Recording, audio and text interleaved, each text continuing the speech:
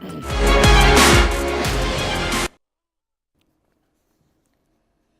Afternoon, नमस्कार, बहुत बहुत स्वागत है। मैं हूं Amit Singh. Super prime time afternoon आप देख रहे हैं मेरे साथ।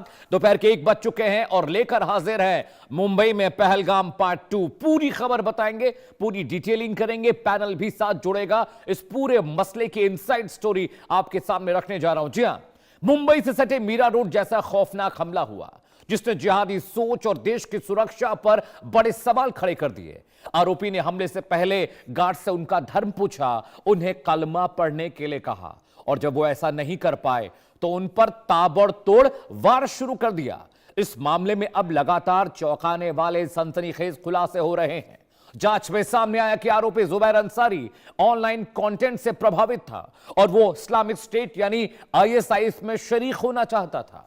जुबैर ने गार्ड्स पर हमले को अपना पहला कदम बताया, यानी मंशा साफ थी, खून बहाकर आतंक की दुनिया में एंट्री पाना, नाम कमाना। उसके घर से संदिग्ध नोट्स, पोस्टर, आपत्तिजनक सामग्रियां मिली हैं। अब एटीएस इस पूरे मामले की तह तक जाने की पड़ताल की कोशिश कर रही है कि अकेले का हमला था या किसी बड़ी साजिश की कड़ी जुबैर अंसारी से जुड़ी हुई है। लेकिन सवाल यह है कि हमारे बीच ऐसे कितने नोल मुल्फ हैं और इंटरनेट के अंधेरी गलियों में बैठकर जुबैर जैसों को कट्टरता की घुट्टी पिला रहे। लोन वुल्फ अटैक क्या होता है दर्शकों, ये आज आपको मैं समझाने जा रहा हूं। तस्वीर में देखिए, यही वो शख्स है जिसने गार्ड से उनका नाम पूछा, पता पूछा, कलमा पढ़वाने की बात की। पहले वो आता है, मस्जिद का पता पूछता है, कुछ देर बाद वापस लौटता है, गार्ड्स को बोलता है कलमा पढ़ो। जब वो नहीं पढ़ पाते हैं तो चाकू गोद कर उन पर खतरनाक हमले करता है। और इसके पास एक चिट्ठी भी मिली है। उस चिट्ठी का मजमून क्या आपको आगे बताएंगे, लेकिन सबसे पहले इस पूरे मामले को समझाने के लिए आपको वॉल पर लिए चलते हैं। ग्राफिक्स के जरिए पूरी डिटेलिंग करूंगा आज मैं आपके लिए। जी हां, मुंबई पर गार्ड्स पर हमला करने वाला यह शख्स कौन है, क्यों साजिश रची, इसकी डिटेल आपको हम बताने जा रहे हैं। कैसे एक लोन वुल्फ अटैक प्लान हुआ था। जी हां, कट्टरपंथी जुबैर की मंशा हिंदुओं को निशाना बनाने की थी। जिहाद जैसी सोच से प्रभावित था ये, जांच में यह बात सामने आई है। जी हां, और जिहादी करतब करने के चक्कर में इसने गार्ड्स पर हमला किया। जी हां, समझिए, आईएसआईएस जैसी आतंकी संगठन में शामिल होने की इसकी मंशा थी। ये इस्लामिक स्टेट का हिस्सा बनना चाहता था। कई बार उनसे संपर्क की कोशिश की। एक चिट्ठी भी मिली है, उसमें इस बात का जिक्र था कि बहुत समर्पित था वो आतंकवादी संगठन के लिए। खुद से इस्लामिक स्टेट यानी आईएसआईएस के प्रति वफादारी की शपथ भी ली थी।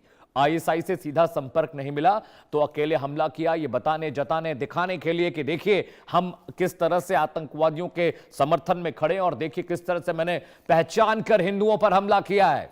मंसूबे बेहद खतरनाक थे। कैसे, वो भी ग्राफिक के जरिए बताएंगे। आईएसआईएस की सनक इसके दिमाग में थी, ये चाहता था कि ये इस्लामिक स्टेट को ज्वाइन करे। मुंबई पर गार्ड्स पर हमले की डिटेल आपको दे दी, आगे बढ़ते हैं। मीरा रोड हमले के बाद आरोपी ने काले कपड़े पहने, जैसे कि इस्लामिक स्टेट खुरासान वाले आतंकवादी तस्वीरों में आपने देखा होगा कपड़े पहनते हैं। जी हां, काले कपड़े पहनकर आईएसआईएस के ब्लैक स्टैंडर्ड से जुड़ने की इसने कोशिश की थी कि काले कपड़े पहन लूंगा, हिंदुओं को मार दूंगा तो कहीं ना कहीं नजर तो आएगी, आई जाऊंगा मैं आतंकवादियों के।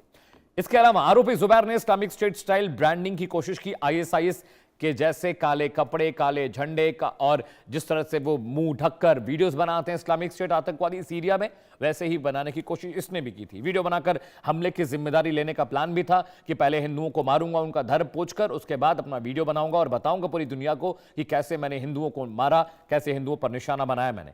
गिरफ्तारी से पहले आरोपी ने अपने दोनों फोन फॉर्मेट किए, सारे वीडियो, सारा कंटेंट उड़ा दिया ताकि किसी को शक न हो, डार्क वेब और संदिग्ध कंटेंट के सबूत खत्म हो सकें। इसलिए इसने अपना फोन फॉर्मेट कर दिया कि डार्क वेब पर जो भी चीजें इसने सर्च की, जो वीडियोस देखे, कैसे इस्लामिक स्टेट से इसने जुड़ने की कोशिश की, उन सब चीजों को मिटाना, हटाना और खत्म करने की मंशा थी। और डार्क वेब पर भी इसने बहुत सारा कंटेंट ब्राउज किया था, इसके सबूत भी मिले। पूछताछ के दौरान आरोपी ने मानसिक तनाव और ऑब्सेसिव बिहेवियर दिखाया, यानी वो मानसिक तनाव में था। ऑब्सेसिव बिहेवियर यानी साइकोलॉजिकल इलनेस थी जुबैर के अंदर, ये एटीएस का कहना है। हो सकता है वो नाटक भी कर रहा हो कानूनी कार्रवाई से बचने के लिए, लेकिन जुबैर गार्ड्स पर हमला शांत और कैलकुलेटेड तरीके से किया था। आप देखिए, वीडियो भी आपको हम दिखाएंगे, उसमें वीडियो में आप देखेंगे कि वो पहले जाके गार्ड से बात करता है, उनसे पूछता है, उनकी डिटेलिंग लेता है, उसके बाद बहुत शांति से आराम से मानता है। अंसारी का मानना है कि उसके काम को आईएसआईएस ने देख लिया है, अब इस्लामिक स्टेट उसको रेस्क्यू कर लेगी और अपने साथ शामिल कर लेगी, आतंकवादी संगठन का हिस्सा बन जाएगा। तो यह पूरा नाटक अंसारी ने इसीलिए किया था ताकि वो आतंकवादियों की नजर में आए और उनके गुट का, उनकी टीम का हिस्सा बन सके। आखिर जुबैर है कौन, कहां से आया, कैसे मुंबई पहुंचा, ये तमाम चीजें मैं आपको बताने जा रहा हूं। अमेरिका रिटर्न है जुबैर अंसारी। डिटेल देखिए आपकी स्क्रीन पर, कैसे ये कहां से आया, कहां पहुंचा। जुबैर अंसारी का जन्म कुर्ला में हुआ था, यानी भारतीय है, जन्म से यह भारतीय है। और इसका जो परिवार है, 6 साल की उम्र में ये अमेरिका चला गया। इसके परिवार के ज्यादातर लोग, जो माता पिता हैं, बहन और पत्नी, वो अमेरिकी नागरिक हैं। और अफगान मूल की एक महिला के साथ इसने ऑनलाइन शादी भी की थी, हालांकि वो शादी ज्यादा दिन उसकी चल नहीं पाई। जुबैर के पिता अमेरिका में टैक्सी ड्राइवर हैं और अमेरिका में ही कट्टरपंथी जुबैर ने ग्रेजुएशन की। अमेरिका में 2016 से 2018 के बीच स्पोर्ट्स टीचर रहा। वीजा खत्म होने पर जुबैर 2019 में भारत आया है। कुर्ला में कुछ दिन रहने के बाद 2023 में मीरा रोड भाईंदर के पास वो शिफ्ट हो गया। तो ये उसकी कुंडली है। कौन था जुबैर? अमेरिका में था, परिवार के लोग अमेरिकी थे, छोटी उम्र में अमेरिका चला गया। 2 साल तक इसकी शादी चली, इसने एक अफगानी महिला से शादी कर ली और वहीं से खबर है कि रेडिकलाइज होना ये शुरू हुआ था। और ऑनलाइन कोचिंग की आड़ में इतने सारा कांड किया है। और समझिए कि अमेरिका से ये आया जब इसका वीजा खत्म हो गया। पिताजी इसके टैक्सी ड्राइवर हैं, पूरी फैमिली वहीं रहती है। 6 साल की उम्र में ये अमेरिका चला गया, वहां पैदा हुआ। और तमाम जो डिटेलिंग है कि ये पहले से इस तरह की मंशा, जी हां, कट्टरपंथ का इसने रास्ता चुना था। ये जो अमेरिका रिटर्न जुबैर है, जिसके बारे में आपको डिटेल बता रहे हैं, अमेरिका में नौकरी ना मिलने के बाद जुबैर भारत लौटा, इसका वीजा खत्म हो गया था। जी हां, ऑनलाइन कोचिंग की आड़ में ये तमाम चीजें करता रहा, लोगों से संपर्क साधने की कोशिश करता रहा। इसके अलावा मीरा रोड में अकेला रहकर बच्चों को ऑनलाइन केमिस्ट्री की क्लासेस देता था। केमिस्ट्री के टीचर के तौर पर ये वहां पर था, केमिस्ट्री पढ़ाता था बच्चों को ऑनलाइन। और इस्लामिक स्टेट, लश्कर तैयबा जैसे, मोहम्मद जैसे आतंकवादी संगठनों से ये जुड़ने की लगातार कोशिश करता रहा और इंटरनेट के जरिए भी कट्टरपंथ की राह पर चल पड़ा था। बहुत सारे वीडियोज इसके पास मिले हैं, बहुत सारे कॉन्टेंट इसके पास मिले जो आतंकवाद से जुड़े हुए हैं। आईएसआई से जुड़े वीडियो और कट्टरपंथी कॉन्टेंट भी देखता था। आरोपी जुबैर पूरी तरह से रेडिकलाइज हो चुका था, ब्रेन वॉश हो चुका था। मोबाइल फोन से कई आपत्तिजनक दस्तावेज और वीडियो बरामद हुए। जांच के दौरान एटीएस को उसके घर से एक हाथ लिखा एक नोट्स मिला है। सबसे इंपॉर्टेंट पॉइंट यह है दर्शकों, मिस मत करिएगा। नोट्स में आरोपी ने इस्लामिक स्टेट यानी आईएसआईएस में शामिल होने की इच्छा जताई थी। गार्ड्स पर हमले को आतंकी संगठन में शामिल होने का पहला कदम बढ़ाया था। यानी जानबूझकर इसने ये घटना को अंजाम दिया कि अगर ये हिंदुओं को मारेगा, हिंदुओं पर निशाना लगाएगा, तो जो आतंकवादी संगठन है उनकी नजर में आ जाएगा और उसके बाद इसके लिए आईएसआईएस में शामिल होना आसान हो जाएगा। एक आखिरी ग्राफिक्स मैं आपको समझाता हूं, उसके बाद मैं पैनल के पास जाऊंगा। लोन वुल्फ अटैक क्या होता है? ये अकेले जो हमला हुआ उसकी डिटेलिंग हम आपको बता रहे हैं। जी हां, किसी आतंकी संगठन से सीधे जुड़े बिना अकेला हमला करने का प्लान, यानी अकेले एक बड़ी आतंकवादी घटना को अंजाम दीजिए। ये अकेले काम करते हैं और किसी नेटवर्क का हिस्सा नहीं होते।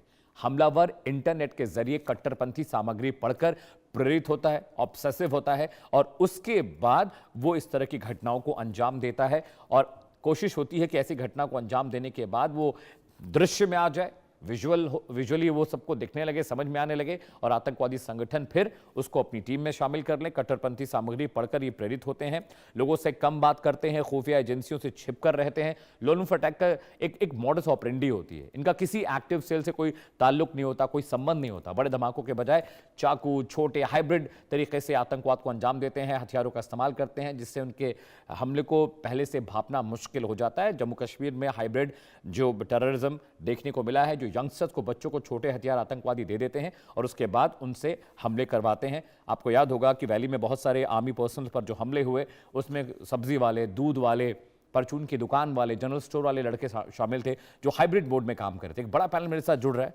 दर्शकों स्वागत कीजिए वेदभूषण शर्मा जी का, फॉर्मर एसीपी हैं दिल्ली पुलिस के।